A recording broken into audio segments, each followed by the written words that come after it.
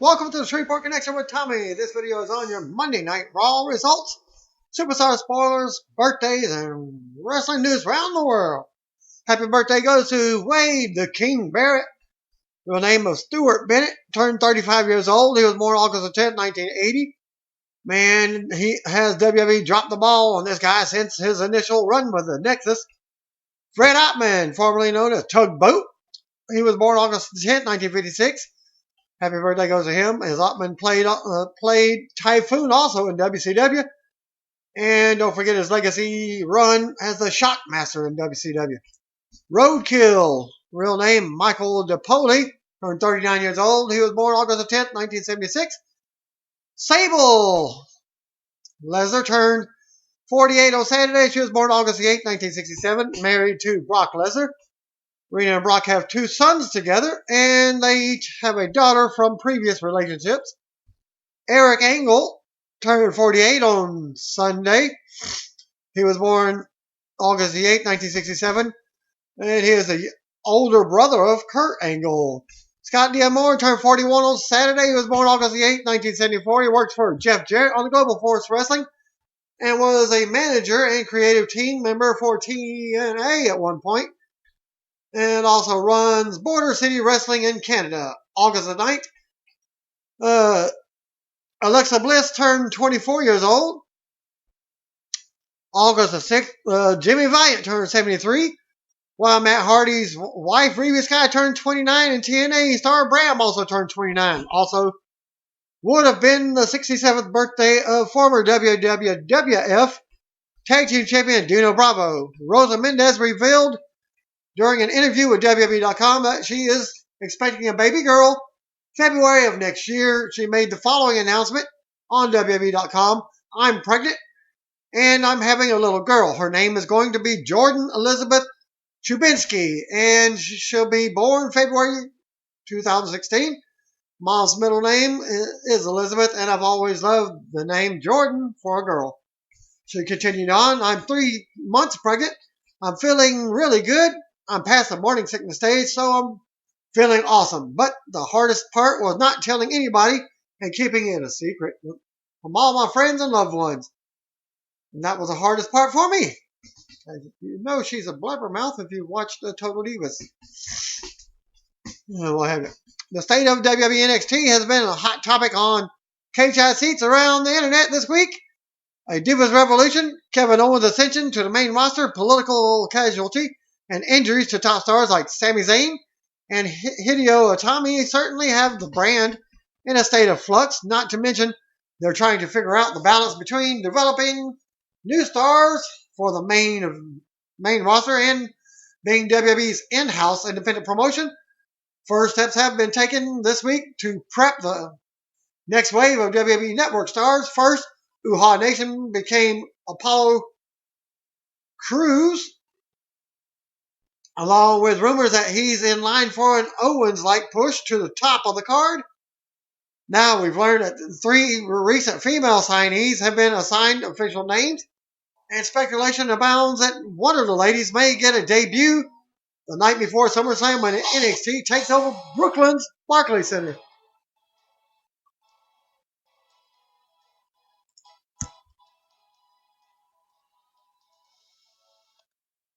Sorry about that brief interruption. Well, my Windows just started playing music. Okay.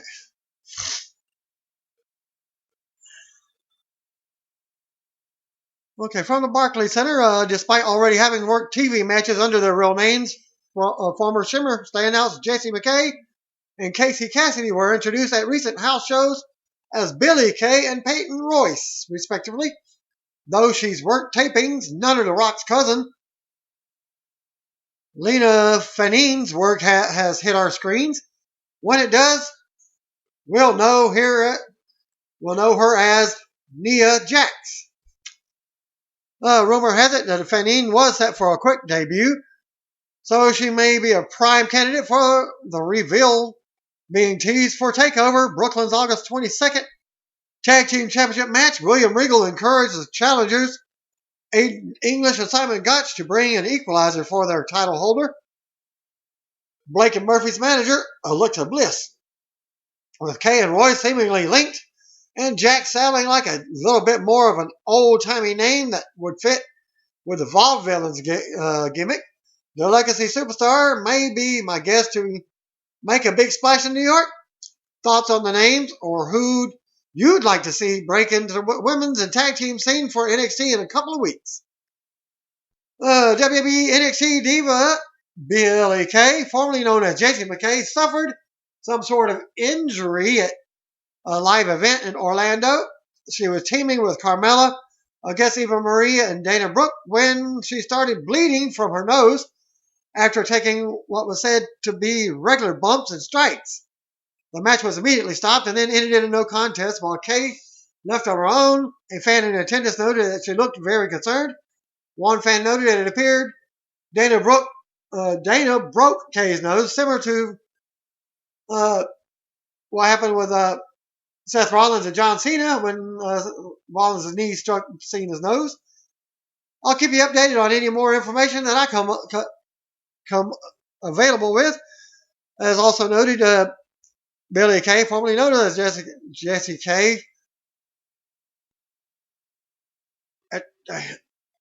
suffered the injury from Dana Brooke.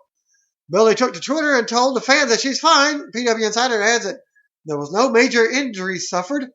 Apparently, the match was stopped to safety reasons, as it appeared that she was seriously injured at first due to the blood. WWE also given new name to two more NXT superstars. Axel Tischer is known as Alexander Wolf, and Mike Rallis is known as Riddick Moss. WWE was in Victoria, British Columbia, Canada for a house show on Saturday night, and during the course of events, a fan used a replica Money in the Bank briefcase to assault Roman Reigns. According to reports from the live event, the fan threw the briefcase in the ring and struck Reigns in the back of the head. He was able to finish the match with Bray Wyatt, but the action was briefly stopped to give him some time to recover. The fan who threw the briefcase was removed by security, and police were called on the incident. WWE has yet to comment on the matter until Monday night after the program, which you will hear towards the end of the video. To provide an update on Reigns, they didn't give, but he was on Raw. More news as it comes available, and there's a video of what happened after the briefcase struck his head. At that point, and from the thing, WWE from the what happened on the fan, they banned him from all future WWE events in that area as he threw the replica Money in the Bank briefcase. Then apparently he did get some autographs from some of the fans, and when the wrestlers came to his where he was seating, he tried to hand him the briefcase and let him use the briefcase in the match, but they chose not to. And you can read more at ctvnews.ca.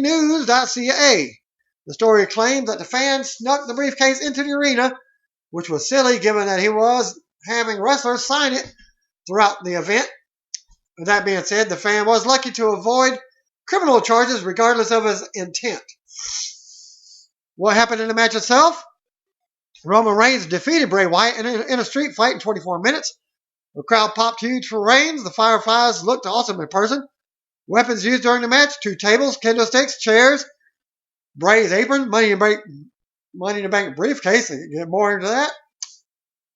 The match started out with punching, clotheslines, and kicks. Bray went out. Roman went after him to get him from ringside, and then used Bray. The first weapon came in hand when Bray hit him with a kendo stick. Not long after that, they were on the other side of the ring where the reporter couldn't see. I could hear the stairs getting rammed, though. Roman used a fan's popcorn box filled with popcorn to dump it on Bray. So I'm guessing a fan was wanting them to use his his replica briefcase. The fan was sticking out his briefcase, shouting to use the briefcase. They went into the ring. The fan got tired of holding the briefcase, then decided to throw it in the ring. I don't think he intended to hit Reigns, but Roman was just selling the beating. The briefcase hit him in the back of the head. The ref and security guards got involved, and I guess the fan had two other friends. As they were shown in the video, started a little brawl. Roman took a table out after that. Bray put him through it with an uranagi, but he kicked out a 2 count. Bray set up another chair between the two turnbuckles. Crowd chanted for another table. This time Bray took it, set it up. Bray tried going for the superplex. Roman reversed it into a powerbomb position and sent Bray to the table. Bray went for Sister Abigail. Roman reversed it, sending Bray headfirst into a chair, then spared him for the win. The match received 2. This was awesome chance.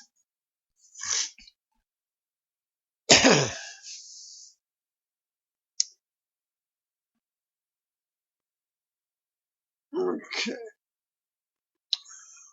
Eliminated Tough Enough contestant from last week. Chelsea Green spoke with Brian Fritz of the Morning News and offered her take on why Sarah Lee received more fan support than she did. I think I have a lot of support, she said. I think the problem is Sarah Lee has the most amazing fans in Michigan. I don't think anyone can compete with her fan-wise. Whether I had tens of thousands of votes, she is going to have millions of votes, as she laughs. She's got some really loyal fans. I think my fans really stuck up for me and voted for me when they needed to, but sometimes it's just not enough. Chelsea also spoke about her future in the industry. I'm not going to stop, she said. I'm just using this as a motivation. I'm going to make sure that the first thing I do when I get back home is get in the ring and get back to training. There's no off season in this business. I'm just going to make sure I train my butt off in and out of the ring. This is just the beginning for me. I'm just going to make sure I use this as a stepping stone, and hopefully I have introduced myself to the right people and I can get somewhere from this. But you know what? I'm not stopping. I'm just using this as a stepping stone. You read the full story at sportingnews.com. Chelsea also discussed being trained by Lance Storm and whether she feels her pro wrestling background worked against her. She also explained why she is still upset with The Miz having Daniel Bryan in her corner.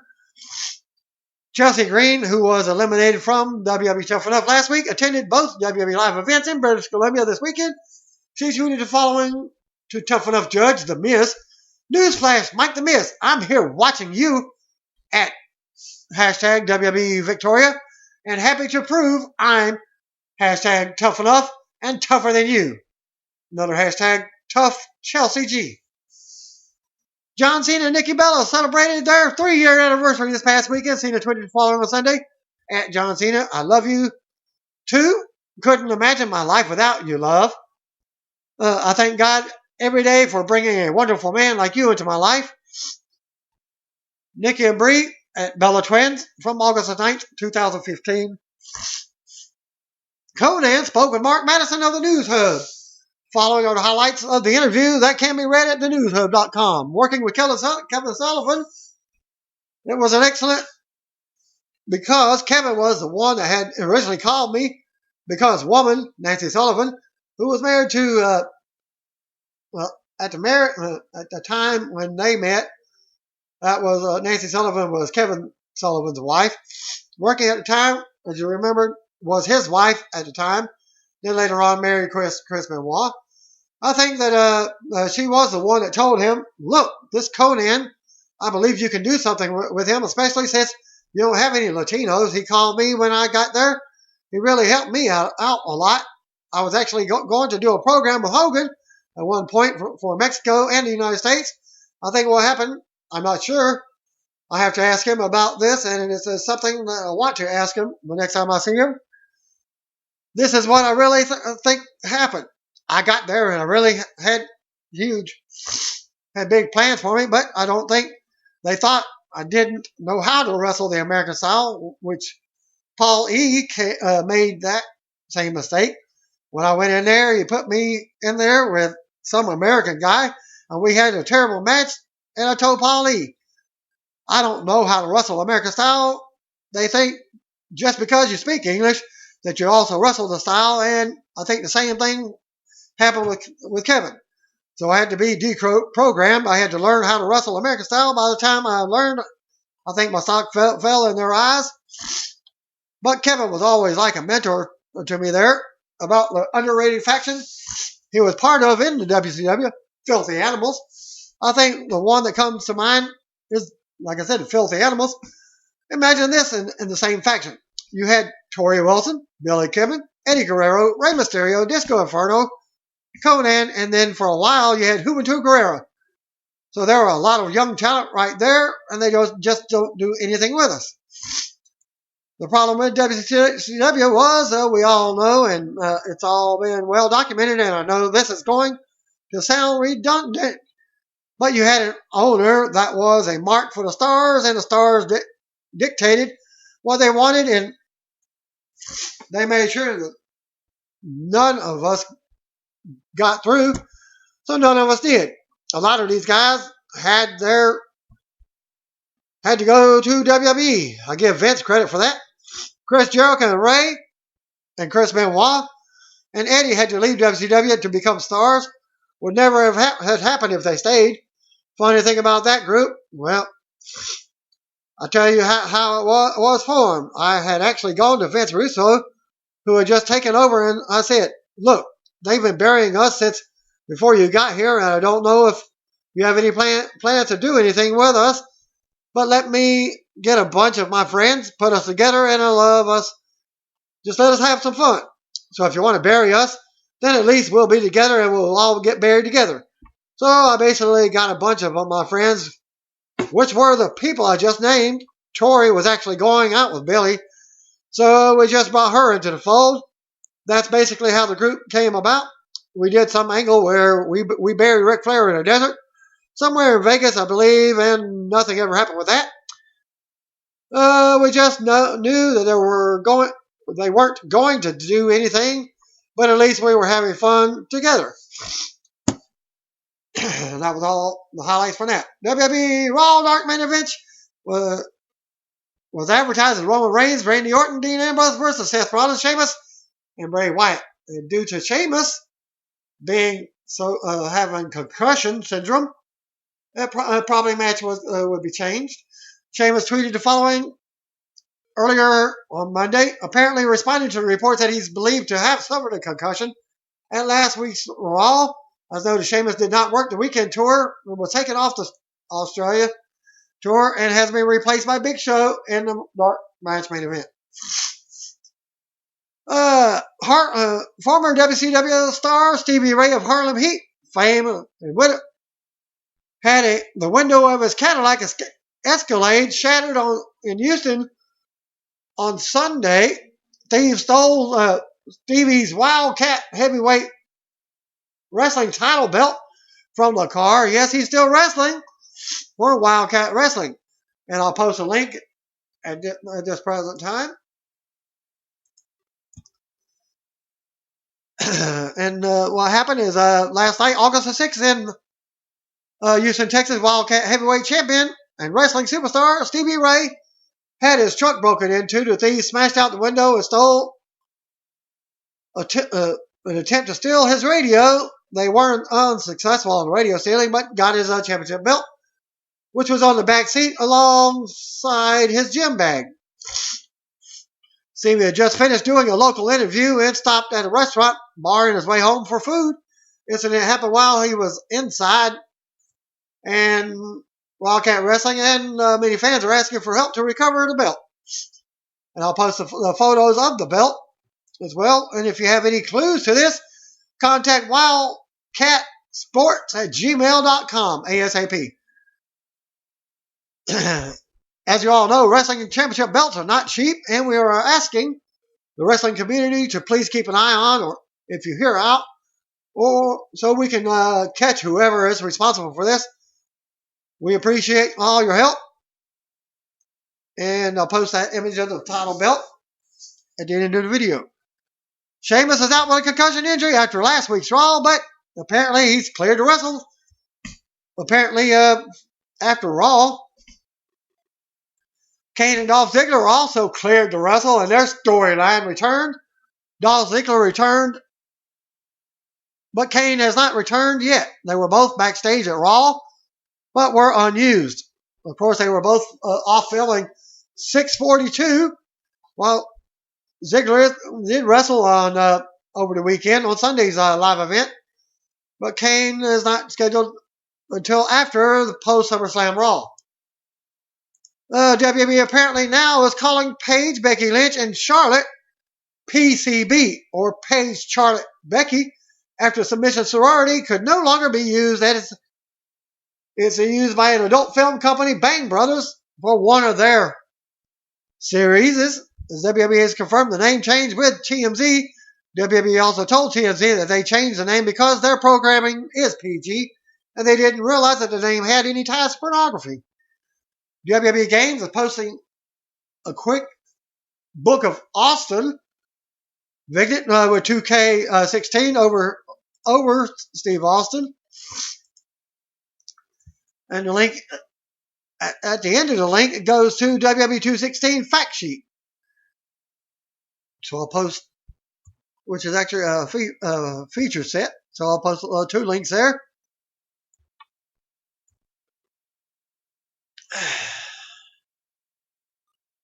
And I'll post the link for the picture of the new divas, Cassidy, who was called Peyton Royce, and Jason McKay. They almost look like twins in their matching ring gear. August the 15th, from Northwest Community Center in Orlando, Florida, Nova Pro Wrestling presents its inaugural event. First ever event called Genesis. Don't miss out as some of Florida's best and upcoming wrestlers come together for this incredible event. Tickets are now on sale. Tickets are on sale by visiting NovaProWrestling.com.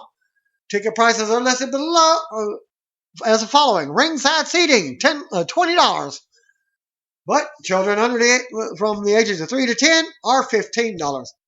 General admission, $15. Bleacher seating, $10. That's $5 for children ages 3 to 10. General admission, $10 for ages 3 to 10. And they were holding a special meet and greet on August the 15th.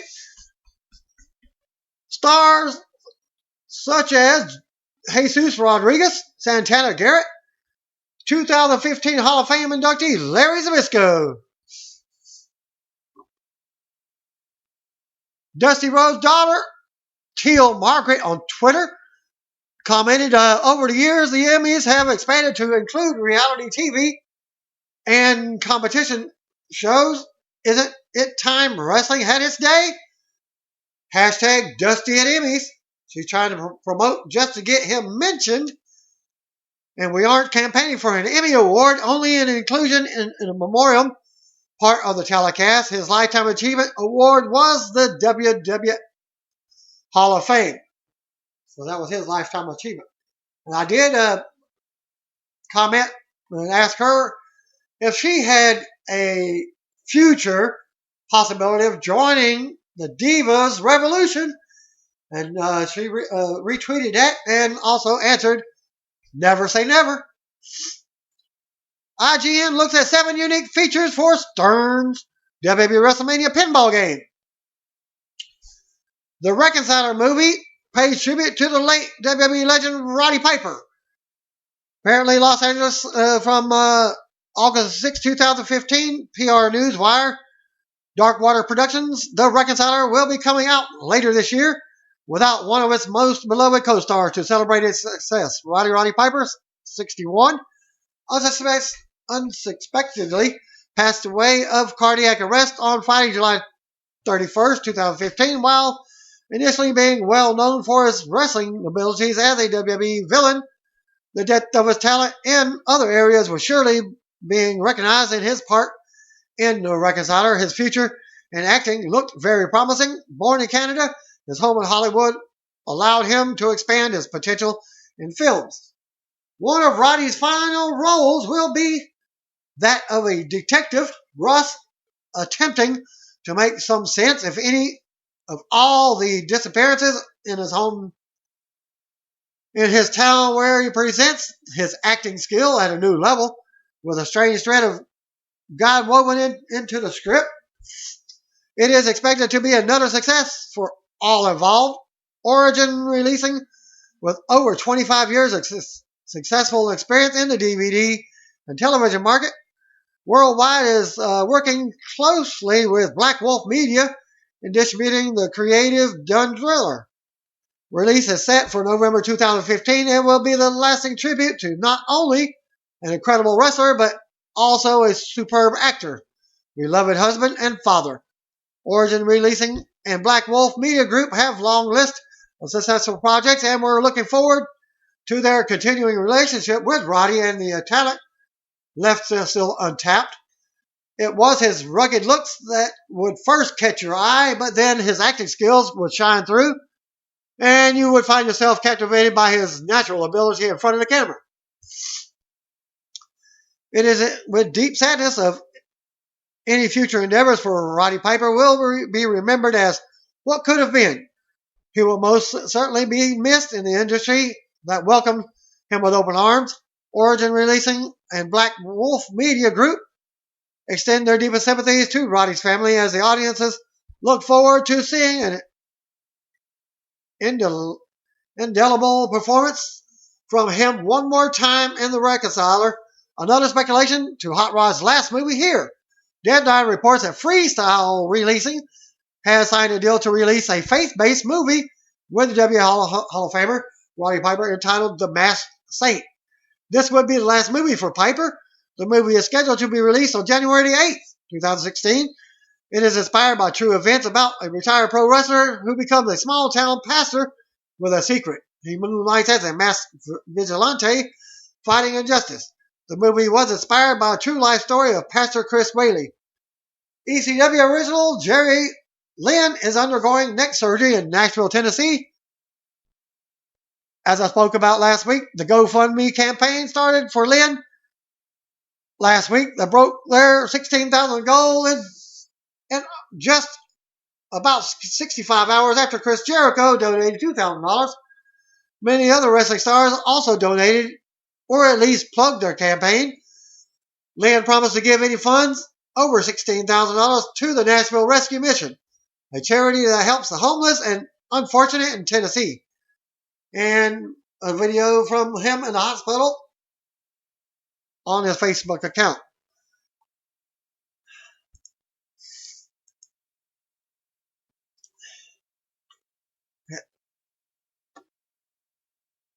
Okay. Courtesy of Wrestling DVD Network. This next trailer is for WWE's Ring the Holiday DVD, which is hosted by Mick Foley and his daughter, Noel Foley. The DVD will feature festive moments and matches from WWE history will be out in time for Christmas. We now know that it will come out in the UK and Europe on the November 9th just for $9.99, same price as the network. It should be noted that the movie will be called Christmas Collection in the UK, courtesy of Amazon, and a synopsis of the artwork, which was done by Jerry King Lawler. Celebrate the festive season with the hardcore legend Mick Foley and his daughter Noelle as they go on a quest to find Santa Claus. Join the Foley clan in their search as they reminisce about classic WWE moments and matches from the Christmas past, featuring the Miracle of 34th Street fight between Dean Ambrose and Bray Wyatt.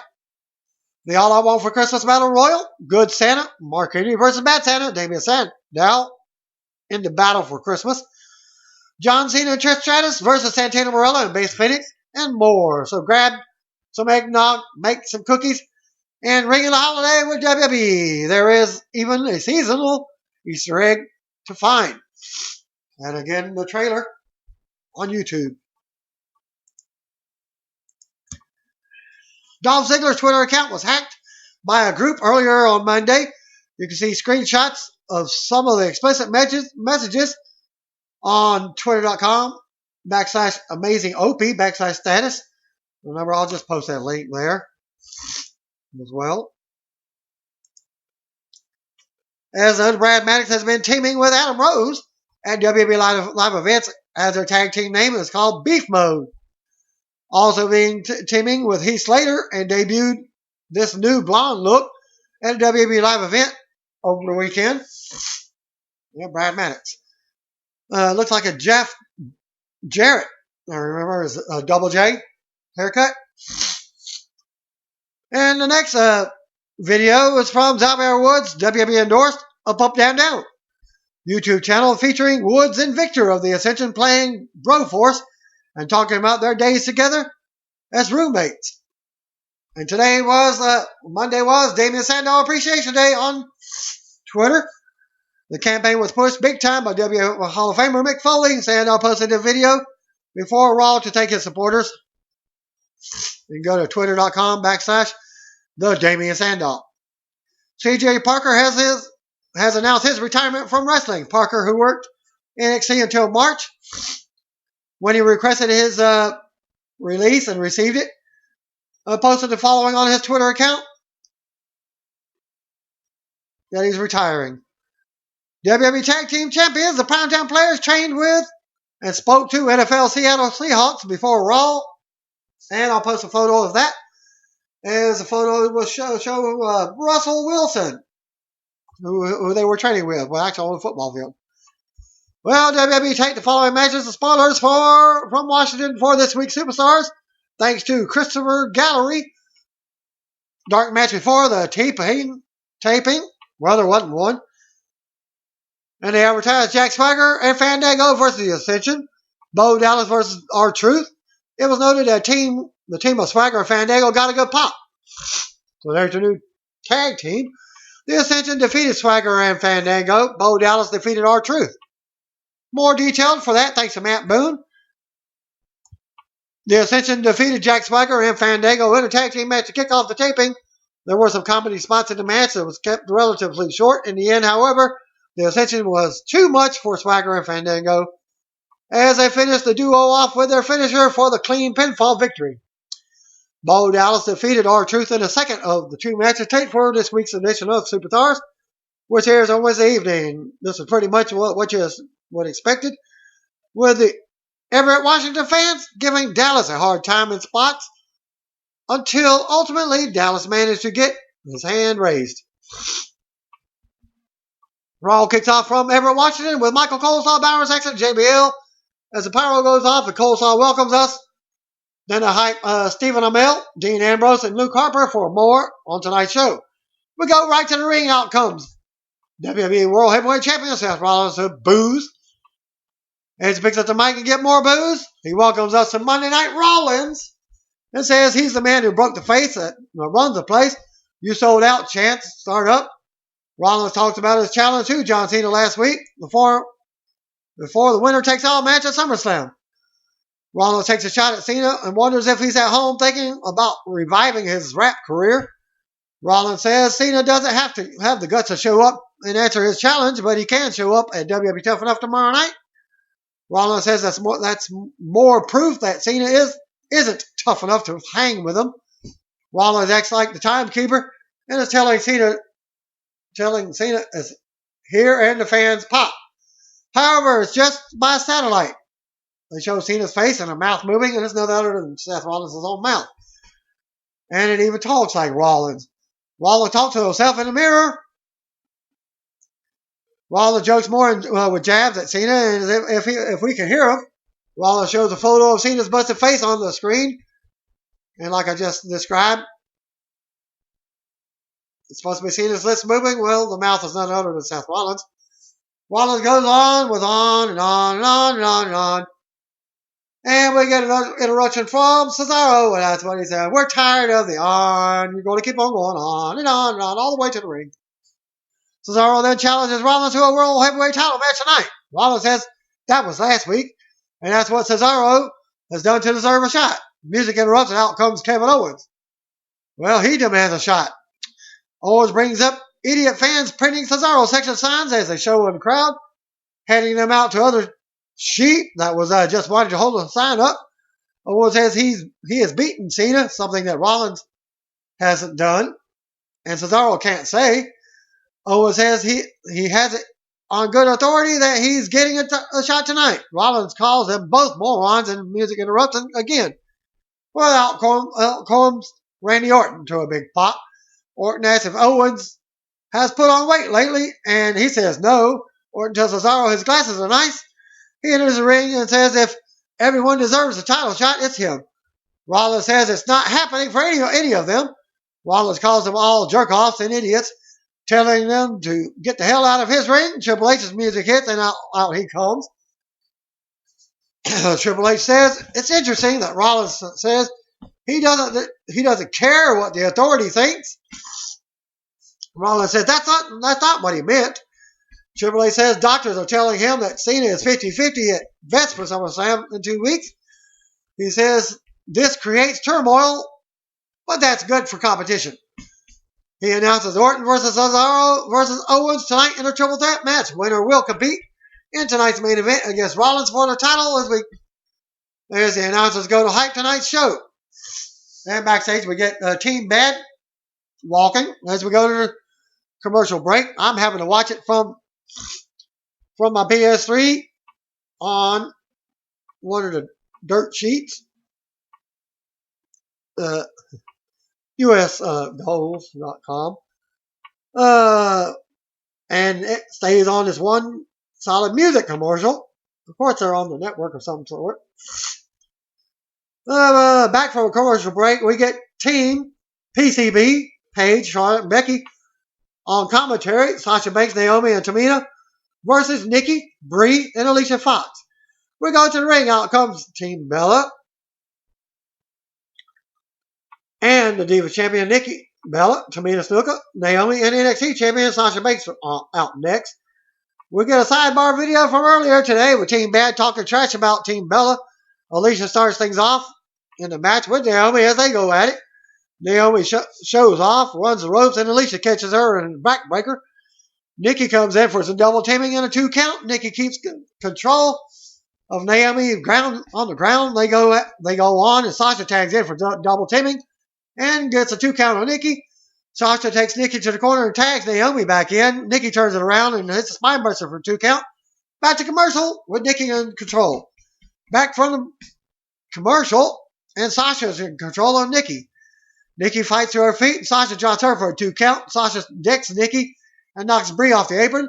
Sasha gets another 2 count on Nikki after 3 and kicks her in the head from the apron. Nikki breaks free from the corner and kicks Sasha away. She finally tags in Brie, who unloads on Sasha. She knocks Tamina off the apron and unloads with kicks on Sasha as fans do the yes chant.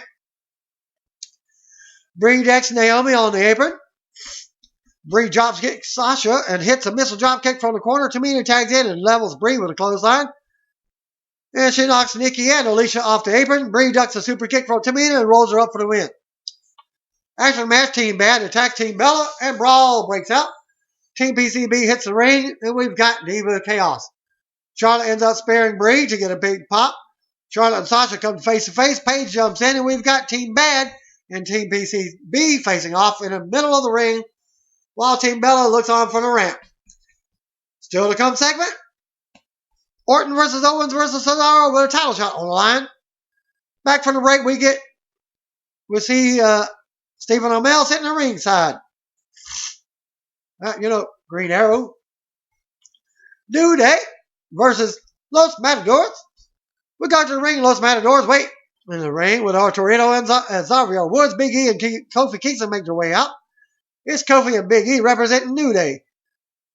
Kofi starts off with Fernando as they go at it. Fernando hits Carolina with a drop kick until Big E comes in and runs him over. Big E then slams Matador. Matador stomps away in the corner. Kofi and Big E do several tags and stomping on Fernando in the corner as we see tag team champions, primetime players watching backstage. Woods just yells at ringside. Kofi drops Fernando for a 2 count. Big E comes back in and hits a splash for a 2 count. Diego finally tags in and unloads on Kofi. Big E tries to come in and gets kicked. Woods provides a distraction, but Torito leaps onto him from the apron. Woods catches him, but Fernando drop kicks Woods from behind and he goes down. Back inside the ring, Big E gets the tag and hits the double team for the win. Hype for Brock Lesnar and Undertaker before going to a commercial. Back from the break, and we see shots from the Primetime Players hanging out with the NFL Seattle Seahawks earlier today. We see New Day backstage celebrating their win with Renee Young approaching them for comments. Wood says that that cements them as the number one contenders. Renee revealed the New Day versus Los Matadores versus Lucha Dragons versus Primetime Players for the WWE Tag Titles at SummerSlam. Triple H backstage with Seth Rollins. He ends up talking Rollins into getting hype about his title defense. Rollins says if Cena can do it every week, he can do it every week and do it better. We get a look at the feud between Roman Reigns and Bray Wyatt. Coleslaw plugs. Reigns and Dean Ambrose versus Wyatt and Luke Harper for SummerSlam. Harper will face Ambrose later on tonight. Still to come, Owens versus Cesaro versus Orton. Back to commercial. Number one contender triple threat. Kevin Owens versus Cesaro versus Randy Orton. What's up next? Back from the break. Kevin Owens waiting in the ring with Randy Orton as Cesaro wraps his entrance up. Bell rings and Owens ducks a RKO. Owens goes for Cesaro, but Orton and Cesaro take turns on him. Owens rolls to the floor for a breather. Orton rolls Cesaro up for a 2 count. Cesaro ducks a clothesline and goes to Owens on the floor. Owens turns around to a clothesline from Orton on the floor. Orton rolls Owens in, but Cesaro nails Orton. Cesaro comes in on Owens for a 2 count. Cesaro goes for a swing, but is blocked. He hits a double stomp for a 2 count. Cesaro with uppercuts on Owens. Orton comes in with a T-bone suplex on Cesaro. Orton with a 2 count on Cesaro. Owens splashes Cesaro. Orton ends up on the apron with Cesaro, but Owens interrupts. Owens sends Cesaro into the ring post. Owens brings Orton back in and hits the back splash for a 2 count. Fans chant fight, Owens fight, but as he unloads on Orton. Owens mocks Orton with his pose.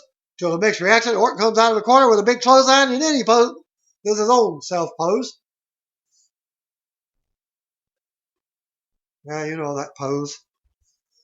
Which gets a big pop. Cesaro comes in and hits Orton with an uppercut. And we're having a bad storm, and I'm experiencing technical difficulties. As the feed comes back in. Now, we didn't have anything. That's just the network goes out again. Cesaro with a crossbody on Orton for a 2 count. Lots of buffering during Raw. Orton turns it around, but Cesaro blocks an RKO and takes him down into a crossface. Orton escapes by crawling to the floor. Owens nails Cesaro and leaps over the top rope onto both of them as we go to commercial. With a music commercial, Cesaro with uppercut on Owens. Orton comes back in with a T-bone on Cesaro. Orton with a 2 count on Cesaro. Owens splashes Cesaro. Orton is up on the apron with Cesaro, but Owens interrupts. Owens sends Cesaro into the ring post. Owens brings Orton back in and hits the back splash for a 2 count. Fans chant fight, Owens fight, and as he unloads on Orton again, Owens mocks Orton with his own pose and gets a bit more reaction. Orton escapes by crawling to the floor. Owens nails Cesaro and then leaps over the top rope onto both of them. We come back from another commercial. Owens hits a cannonball on Cesaro for a 2 count. Orton goes up top, but Orton cuts him off. Orton climbs up for a superplex, but Owens fights him off, sending him to the mat. Cesaro jumps up with a drop kick to Owens, causing him to slump over on the top. Looks like it's draping DDT time. Orton and Cesaro both climb up for a double superplex. Cesaro crawls up for the pin, but Orton pulls him off. Orton and Cesaro have words. Cesaro ends up hitting the Cesaro swing on Orton. He applies the sharpshooter. Orton breaks a hold and gets a 2 count on Cesaro. Orton ends up hitting the power slam on Owens. Orton grabs Cesaro and Owens and then nails a double draping DDT. Orton gets up to a big pop as he readies for the RKO. Cesaro blocks it and Owens pulls Orton to the floor. Owens with a fallaway slam into the barrier. Owens yells out, but Cesaro leaps over the top and takes him out with a big pop. Owen with a crossbody on Cesaro, back inside the ring for a 2 count. Cesaro comes right back with a clothesline for the second rope and takes Owens down again for another pin attempt. Fans chant, "This is awesome," as Cesaro takes Owens to the top. Cesaro goes for the super gut wrench from the top, but Owens causes him to lose his balance as he falls.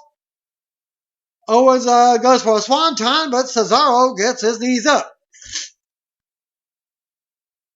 Cesaro runs into a big super kick. Cesaro blocks the pop-up powerbomb, and Orton appears to RKO out of nowhere on Owens. Cesaro also takes an RKO. Orton covers Cesaro for the 1, 2, 3, and is now the number one contender after the match. Orton gets up As we go to replays, we see Rollins watching backstage with a smirk on his face. He announces play up to how we could be seeing a new World Heavyweight Champion tonight. We get another replay of the finish as Orton hits the turnbuckles to pose. Ambrose is backstage with a promo on how he didn't have a lot of friends growing up. When he got older, he did. Roman Reigns appears as he says he must be the first real friend Ambrose has had. They talk about they are brothers and would do anything for each other, as Harper would do anything for Wyatt, but Wyatt wouldn't do the same. Ambrose says that they're going to put their twisted family ties to test and at SummerSlam, as Reigns tells us to believe that. More hype for Lesnar and Undertaker as we go to commercial. We come back to a video of various WWE superstars, and this is the Hall of Famers discussing Brock Lesnar versus Undertaker. Triple H and Paul Heyman are also featured.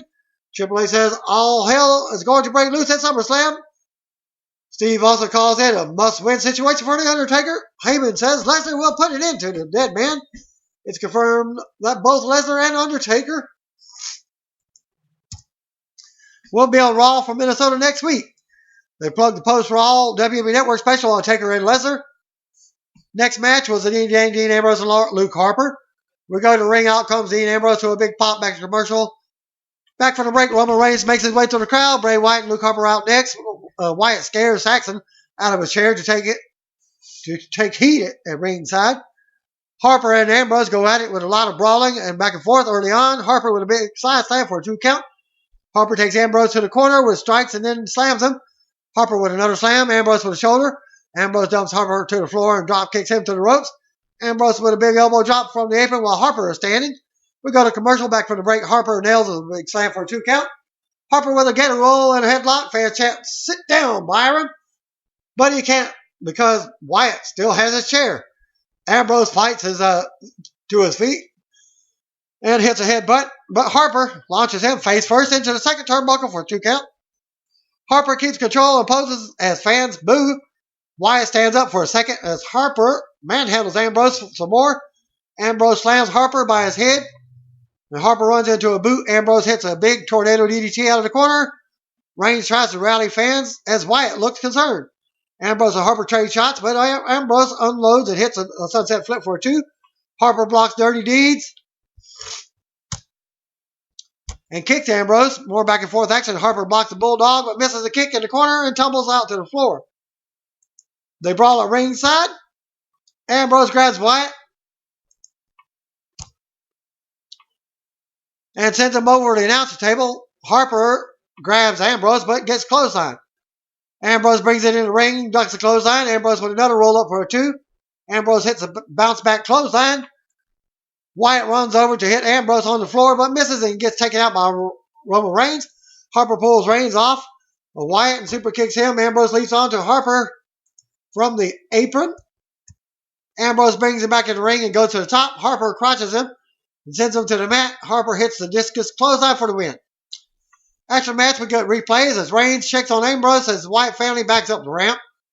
Still to come segment, Miz TV with Bryan.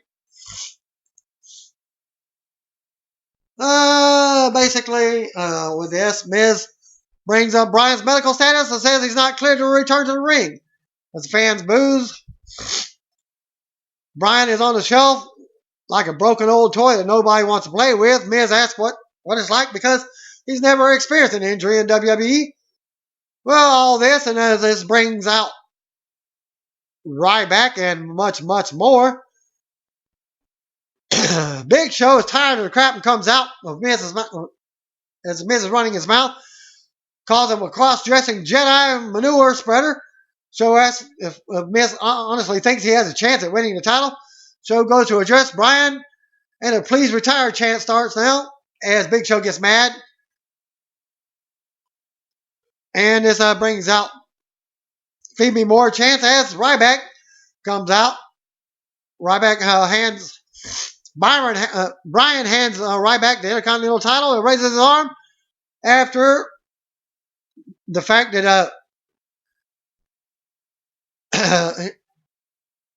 Ryback nailed a meat hook close on them. Big Show. And as Miz is leaving the ring, he loses one shoe. And they celebrate with Brian handing the Intercontinental title back to Ryback. We get a look at Orton versus Rollins at WrestleMania 31. Still to come. Orton versus Rollins for the Heavyweight Championship. A victory for Charlotte. And Cole announces Team PCB versus Team Bella versus Team Bad in 9 Divas elimination match for SummerSlam. Rusev versus Mark Henry is boring. I'll just go to the finish of that match. They go at it to start. Lana is up earlier to take out Summer ringside. Lana ends up in the ring at Rusev's feet, and she stands up in the corner. But Summer attacks her from behind as the referee calls for the bell. Henry tries to get involved, but Rusev nails him and sends him into the steel steps. Summer unloads on Lana and slams her face into the mat while Rusev looks on. Rusev pulls Summer up and tells her to crush Lana. Summer stops and applies her own accolade on Lana before leaving her laying face down. Rusev and Summer raise their arms as the Bulgarian flag drops down with Rusev's face on it. Coleslaw mentioned that Lana told us earlier Dolph Ziggler is getting better and should be back after SummerSlam. Coleslaw then talks about Stephen Amell as we get a video package of Neville's last match from against Seth Rollins last week, and Stardust promo on Neville. Get another look at Amell at ringside. Up next, we get Neville in action. Back to commercial. King Barrett versus Neville. Back from the break, King Barrett's wrapping up his entrance. Neville is out as Stephen Amell looks on from ringside. They lock up, and Barrett takes it to the corner. Beats Neville down, hits a big knee in the back for a 2 count. Barrett with more offense before running Neville into the corner. From the apron, he beats Neville with forearm to the back. Barrett misses the knee, and Neville kicks him in the face. Neville goes for the red arrow and nails it for the easy win. As soon as the match is over, Stardust runs in and beats Neville down. Stardust goes to ringside and gets in Stephen Amell's face. Stardust pulls back and mushes him. Amell comes back out of a chair and chases Stardust back in the ring and tackles him. Amell with forearms and punches on Stardust. WWE security runs in and pulls Amell off of Stardust while he retreats to safety with Barrett. Neville stands guard as Amell backs security off and exits the ring on his own. Barrett and Stardust look on as we go to commercial. Back from the break, we see what just happened. Triple H is backstage and upset with Amell for getting involved. When they brought him here, Amell wants Triple H to let him and Neville take care of Stardust at SummerSlam. Triple H says Amell isn't now and never will be a superstar. They go back and forth. Amell says he's a man, and Stardust put his hands on him. He will have his lawyers do whatever it takes, and he will sign anything they want. Triple H says if he signs the papers they have done by 9 a.m. Tuesday morning, he can have the match. Amell and Neville versus Stardust and King Barrett at SummerSlam. JoJo backstage with Sheamus with comments on tonight's title win. A title match. He fumbles over his words. Something about the Goonies. He just laughs at himself for a second. He teases cashing in with the Money in the Bank briefcase. So we get your main event. After the break, they start the match. Rollins goes right to the floor as the fans boos. Comes back from the apron, stalls some more. Rollins finally comes back in and goes at it with Orton, backing him into the corner. Rollins unloads and stomps away.